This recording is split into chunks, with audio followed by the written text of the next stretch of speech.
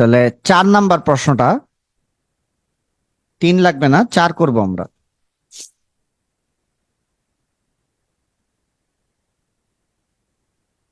তো 4-এ কি বলতেছে যে বি বিন্দুর আধানটিকে নিষ্ক্রিয় করা হলে, এই যে দেখো বি বিন্দুর আধানটা নিষ্ক্রিয় মানে এটা বাদ দিয়ে দাও, এই বি বিন্দুর আধানটাকে বাদ দিয়ে দেওয়া হয়েছে।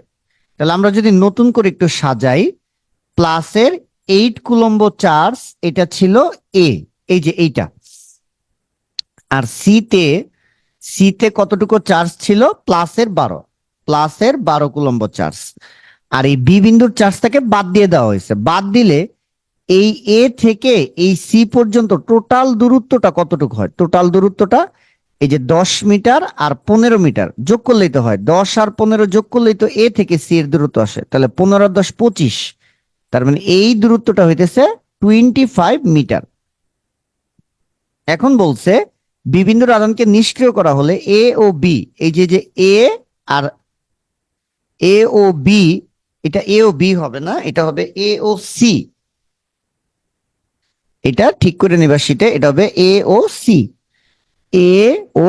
এই যে এ আর সি সরল রেখাটির মধ্যবিন্দুতে, ঠিক এই মধ্যবিন্দুতে আমরা ধরে নিলাম এটা বি বা বি প্রাইম, যেটাই ধরো।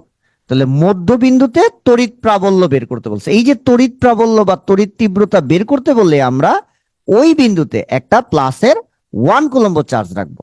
যখনই বলবে কোন একটা বিন্দুতে তড়িৎ প্রাবল্য বা তড়িৎ তীব্রতা বের করতে, তখন ওই বিন্দুতে প্লাসের 1 কুলম্ব চার্জ রাখবো। এই যে আমি এখন প্লাসের 1 কুলম্ব চার্জ রাখলাম, কিন্তু মধ্যবিন্দু বলার মানে আমি কিন্তু দূরত্ব বের করতে পারবো। এই যে এই পুরাটা যদি 25 মিটার হয়, তাহলে এটা যদি মধ্যবিন্দু হয়ে বসে, তাহলে এ থেকে বি প্রাইম পর্যন্ত কত হবে, এই 25 রে 2 দিয়ে ভাগ, অর্থাৎ এতটুকু হবে 12.5 মিটার।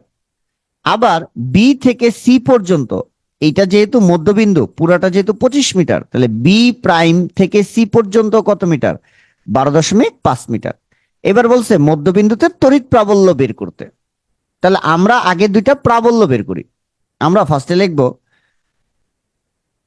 8 কুলম্ব চার্জের জন্য, 8 প্লাসের না, তাহলে প্লাস 8 কুলম্ব চার্জের জন্য বি প্রাইম বিন্দুতে তড়িৎ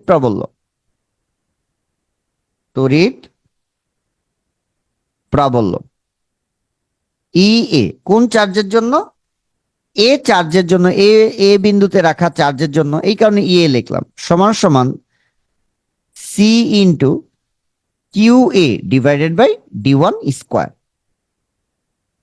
তাহলে ই এ সমান সমান সি এর মান 9 ইন্টু 10⁹ ইন্টু কিউ এর চার্জটা কত 8 কুলম্ব ডিভাইডেড বাই ডি1 এর মান কত 12.5। তাহলে এটা হচ্ছে 12.5 দিয়ে স্কোয়ার দিলাম। তাহলে এখান থেকে আমরা ই এর একটা মান পাবো।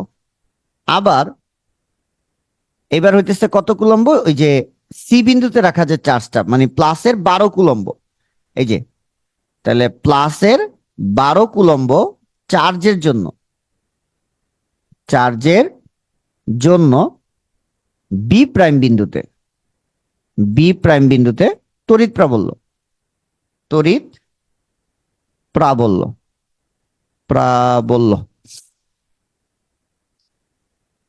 ঠিক আছে, তাহলে এখন তড়িৎ প্রাবল্য কত হবে, ইসি সমান সমান C into Q C divided by ডি2 স্কোয়ার।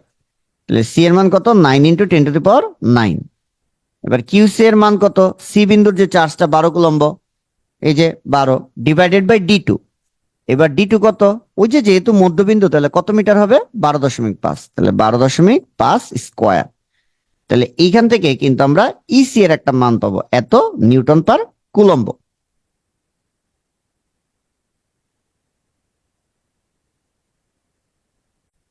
তাহলে আমি ক্যালকুলেটরে দুইটা মান বের করছি, ভালো করে খেয়াল করো। ই এ এটার মান হইতেছে 4.6 ইন্টু 10⁸ নিউটন পার কুলম্ব, আর ইসি এটার মান হইতেছে এই যে 6.9 ইন্টু 10⁸ নিউটন পার কুলম্ব। এখন এই পর্যন্ত রাখলেও নাম্বার দিবে। এখন কথা হইতেছে এই বস্তুর উপরে ধরো দুইটা বল কাজ করতেছে, একটা ডান দিকে বল কাজ করতেছে ধরো 10 নিউটন, বা ধরো এটা ধরলাম F1, আর এই দিকেও উল্টা দিকে একটা বল কাজ করতেছে F2, ধরো এটা হইতেছে 8 নিউটন। মনে আছে থার্ড চ্যাপ্টার বল পড়ার সময় আমরা বারবার বলতাম একটা কথা, যে একটা বস্তুর উপর যদি দুইটা বল কাজ করে সেই ক্ষেত্রে আমরা লব্ধি বল বের করব। একটা বস্তুর উপর যদি দুইটা বল কাজ করে সেই ক্ষেত্রে আমরা লব্ধি বল বের করব। এখন এই বল দুইটা কি একই দিকে না বিপরীত দিকে? বিপরীত দিকে। তখন আমরা বলতাম এই বল দুইটাকে বিয়োগ করে দিই, F1 মাইনাস F2। এখন আমরা বি প্রাইম বিন্দুতে তড়িৎ প্রাবল্য বের করছি দুইটা, যেটা একটা কিনা EA আর একটা হইতেছে EC। তার মানে এই বি বিন্দুটার দিকে ফোকাস করো, এই বি বিন্দুতে রাখা 1 কুলম্ব চার্জের উপরে আমরা দুইটা বল পাইছি। আমরা কিন্তু এই বি প্রাইম বিন্দুতে রাখা 1 কুলম্ব চার্জের উপর দুইটা বল পাইছি, একটা হইতেছে এ চার্জের জন্য, আর একটা হইতেছে এই যে 12 কুলম্ব চার্জ মানে সি চার্জের জন্য। এখন ভালো করে খেয়াল করো, এই বি প্রাইম বিন্দুতে এই যে 8 কুলম্ব চার্জ এটা কিন্তু প্লাস, আর এই যে বি প্রাইম বিন্দুতে প্লাস, তাহলে 8 কুলম্ব চার্জটা ধাক্কা দিবে কোন দিকে? এই যে এখানে মোটা করে দিলাম ডান দিকে। কোন দিকে? ডান দিকে। আবার দেখো সি বিন্দুতে রাখা এই যে 12 কুলম্ব চার্জ এটাও কিন্তু প্লাস, তাহলে এইটাও কিন্তু বি প্রাইম বিন্দুতে 1 কুলম্ব চার্জের ধাক্কা দিবে উল্টা দিকে। তাহলে কি তোমরা বুঝতে পারছো যে বি প্রাইম বিন্দুতে আমরা যে তড়িৎ প্রাবল্য বের করছি দুইটা, সেই তড়িৎ প্রাবল্য দুইটা কি একই দিকে না বিপরীত দিকে? বিপরীত দিকে। কারণ এই প্লাসের 8 কুলম্ব ধাক্কা দিতেছে ডান দিকে, আর প্লাসের 12 কুলম্ব ধাক্কা দিতেছে বাম দিকে। কারে ধাক্কা দিতেছে? বি প্রাইম বিন্দুতে থাকা 1 কুলম্ব চার্জের উপর। যেহেতু এখন 1 কুলম্ব চার্জের উপর দুইটা বল এবং দুইটা বল বিপরীত দিকে, তাই আমরা সেই ক্ষেত্রে লব্ধি বের করব। লব্ধি তড়িৎ প্রাবল্য, লব্ধি তড়িৎ প্রাবল্য। এটা যদিও লব্ধি কথাটা বলে নাই, কিন্তু প্রশ্নে লব্ধি কথাটা উল্লেখ থাকা উচিত, কিন্তু না থাকলেও তোমাকে ধরে নিতে হবে লব্ধি তড়িৎ প্রাবল্য। কারণ ওই যে একটা বিন্দুতে দুইটা প্রাবল্য থাকলেই তো লব্ধি প্রাবল্য বের করব। তাহলে লব্ধি প্রাবল্যের জন্য আমরা যেহেতু বল দুইটা বিপরীত দিকে তাই বিয়োগ করব। কথা হইতেছে বিয়োগ করে আমরা কার থেকে কারে? বড় থেকে ছোটরে। তাহলে দেখো তো এই দুটার মধ্যে বড় কোনটা? এটা 4.6 আর এটা 6.9, তার মানে ইসিটা বড়। তাহলে ইসি মাইনাস ইএ,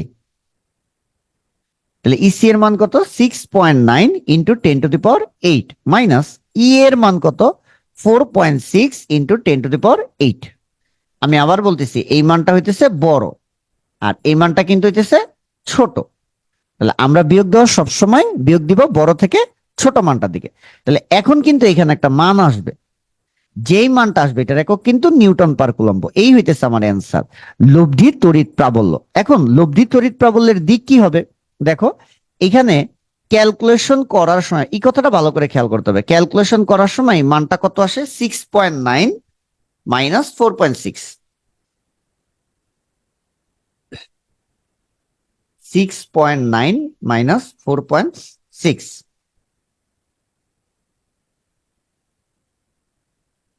এটা হইতেছে 2.3 ইন্টু 10⁸।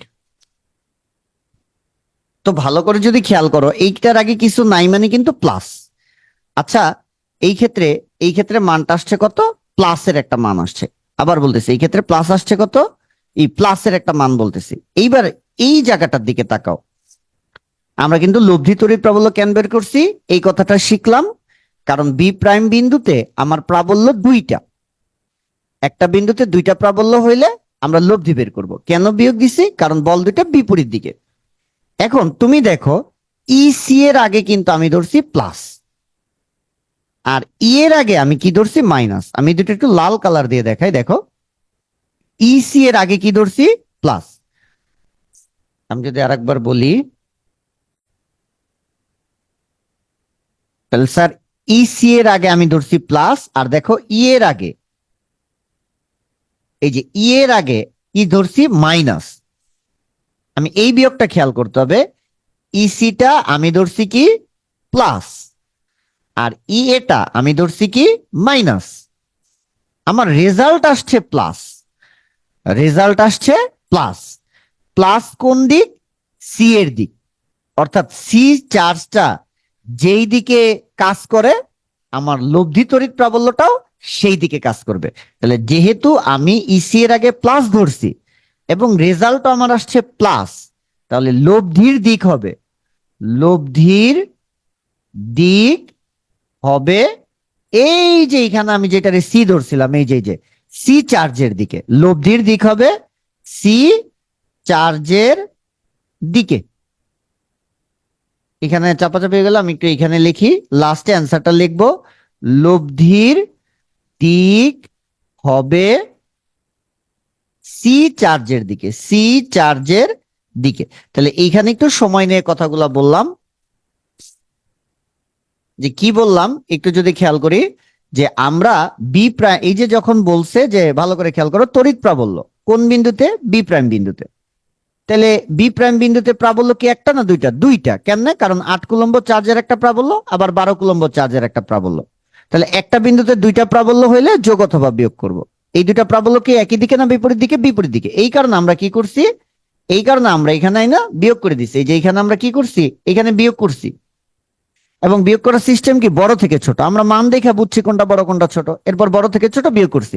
এই বিয়োগ করার ফলে অ্যান্সারটা আমরা পাইছি, লব্ধি তড়িৎ প্রাবল্য পেয়ে গেছি মান। এখন দিক কোন দিক সেটা বোঝার জন্য আমরা দেখব আমরা কার সামনে কি ধরছিলাম। আমরা এই প্রশ্নের অ্যান্সারে ইসি রে ধরছিলাম হইতেছে প্লাস, আর ই এর ধরছি মাইনাস, আর রেজাল্ট আসছে প্লাস। তো প্লাস ধরছি আমরা কারে? ইসি রে। তার মানে লব্ধির দিক হবে কি? সি চার্জের দিকে। অর্থাৎ সি চার্জ যেই দিকে কাজ করবে, লব্ধি প্রাবল্যের, লব্ধি তড়িৎ প্রাবল্যের দিকও সেই দিকে হবে।